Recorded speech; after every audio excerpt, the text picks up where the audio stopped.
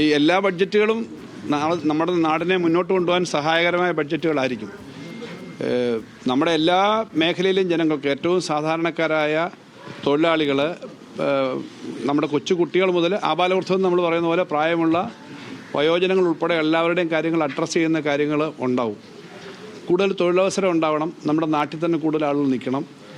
ലോക സാഹചര്യത്തിൽ ഇന്ന് കുറച്ചുകൂടി നമ്മൾ സ്വന്തം കാലിൽ നിൽക്കാൻ ഇനി ശ്രമിക്കണം. കാരണം ഞാൻ പറയുന്നത് താരിഫ് വാർ, ഇപ്പോൾ യൂറോപ്യൻ യൂണിയനുമായിട്ടുള്ള എഗ്രിമെൻറ്റ്, വിദേശത്ത് ധാരാളം പേരൊക്കെ നമ്മൾ പോകുന്നുണ്ട്. അവരൊക്കെ പോകുമ്പോൾ നമ്മുടെ നാട്ടിലെ എക്കണോമി കൂടി മെച്ചപ്പെടണം. നമ്മൾ ഘട്ടം ഘട്ടമായി ചെയ്തു വന്നിട്ടുള്ള കാര്യങ്ങൾ കൂടുതൽ ശക്തമാക്കണം. കൂടുതൽ നല്ലൊരു കേരളം കെട്ടിപ്പടുക്കാൻ വേണ്ടിയിട്ടുള്ള ശ്രമങ്ങളുണ്ടാവും. അല്ല, ഒരു കാര്യത്തിനകത്തും വേറെ ഇപ്പോൾ ഒന്നും പറയാൻ പാടില്ല. കാരണം ഇതിനകത്ത് നല്ലപോലെ എല്ലാവരും ഇഷ്ടപ്പെടുന്ന ബഡ്ജറ്റ് ആയിരിക്കും എന്നാണ്.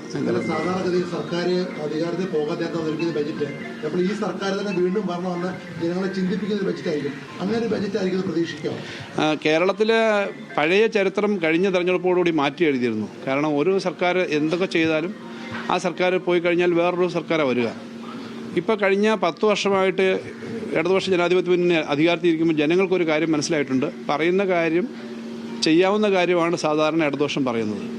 പറയുന്ന കാര്യങ്ങൾ ചെയ്യും. അപ്പോൾ ചെയ്യാവുന്ന കാര്യം പറയും, പറയുന്ന കാര്യങ്ങൾ ചെയ്യും. അത് തുടർച്ചയുണ്ടാവണം. ആ തുടർച്ചയുടെ അടിസ്ഥാനത്തിൽ നല്ല മാറ്റം എല്ലാവർക്കും പ്രകടനത്തിൽ വന്ന് കണ്ടിട്ടുണ്ട്, അനുഭവത്തിലുണ്ട്. ആസ്പെക്റ്റും കാര്യങ്ങൾ ചെയ്യാനും ഒക്കെയുള്ള കാര്യങ്ങൾ തന്നെയാണ്. പക്ഷേ അതൊരു വലിയ പോളിസി എന്ന നിലയിൽ ഞങ്ങൾ എത്ര മാസമായിട്ട് അതിനെപ്പറ്റി ചർച്ച ചെയ്യുന്നുണ്ട്. ഒരു 6-8 മാസമായെങ്കിലും ഈ RRTS പോലുള്ള കാര്യങ്ങൾ കേന്ദ്രമന്ത്രിയായിട്ട് അവരുടെ ടീം വന്നും ഒക്കെ ചർച്ച നടക്കുന്നുണ്ട്. അല്ലാതെ അതുതന്നെയാണ് ഞങ്ങളുടെ ബഡ്ജറ്റ് സീരിയസ് ആണെന്നുള്ളതിൻ്റെ ഉദാഹരണം. ഇന്ന് ഞാനൊരു ബഡ്ജറ്റ് പ്രസംഗത്തിൽ കൂടി ഇങ്ങനെ വരും എന്നല്ല പറയുന്നത്. അതിന് നിങ്ങൾക്ക് അതിൻ്റെ പത്രക്കുറിപ്പ് പൂർണ്ണമായി കിട്ടിയിട്ടുണ്ടെങ്കിൽ അത് 4 മേഖലകളുണ്ടാവും. അങ്ങനെ കുറേ സ്കീമുകളുടെ പ്രത്യേകതയൊക്കെ ഉണ്ട്. അതെല്ലാം വർക്ക് ചെയ്ത് അതിൻ്റെ ഫീസിബിലിറ്റി, അതിൻ്റെ സർക്കാർ കൊടുക്കേണ്ട 20%, കേന്ദ്ര ഗവൺമെൻറ് നൽകേണ്ട 20%, ബാക്കി ബോറോയിങ്, അതിൻ്റെ തിരിച്ചടവ്, അങ്ങനെ തുടങ്ങിയ കാര്യങ്ങൾ വർക്ക് ചെയ്തിട്ട് ഇൻ പ്രിൻസിപ്പിളായ ഒരു കാര്യത്തിന് പോകാൻ പറ്റും. അതുപോലെ അത് സാധാരണ നടപടിക്രമം തന്നെയാണ്. ഈ ശ്രീധരൻ പറഞ്ഞ ഹൈസ്പീഡ് റെയിലാണോ നമ്മൾ ഇന്നലെ ക്യാബിനറ്റ് തീരുമാനിച്ചത്? ഇത് രണ്ടും രണ്ടാണോ? അല്ലല്ല, ഞാൻ പറഞ്ഞല്ലോ, അതിലേക്ക് മാത്രം പോകണ്ട. നമുക്കൊറ്റ കാര്യമുള്ളൂ. ഏത് പേരായാലും കേരളത്തിൽ അങ്ങ് തിരുവനന്തപുരം മുതൽ കാസർഗോഡ് വരെ നിങ്ങൾക്കും എനിക്കും നമ്മുടെ ബാക്കി സഹോദരങ്ങൾക്കും അടുത്ത തലമുറയ്ക്കും വേഗത്തിൽ പോകണം.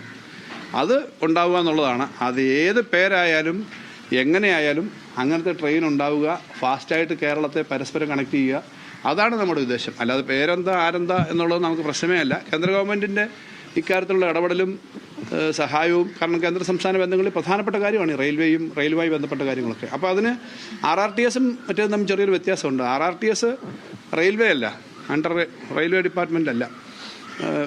അതിന് ചില വ്യത്യാസങ്ങളുള്ളതൊന്ന് മെട്രോയ്ക്കൂടെ ഓടും. മെട്രോ പിന്നെ ഡൽഹി മീററ്റ് എന്ന് പറഞ്ഞു കഴിഞ്ഞാൽ, ഇപ്പോൾ ഞാനത് വിശദീകരിക്കേണ്ട സമയമല്ല.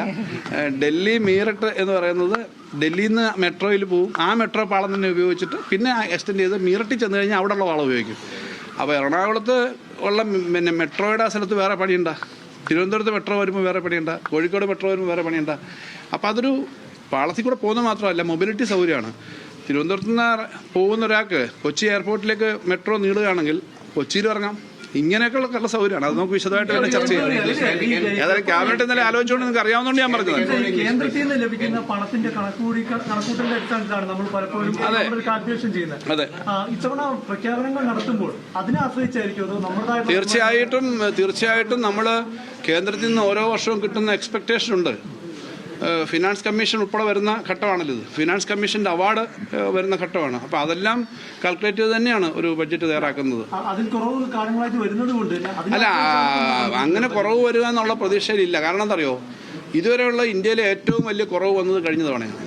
അതിനപ്പുറം കുറവ് വരിക എന്ന് പറഞ്ഞാൽ പിന്നെ കേരളത്തെ അങ്ങ് ചവിട്ടി താക്കുക എന്നുള്ള അർത്ഥം. അങ്ങനെ ചെയ്യില്ല.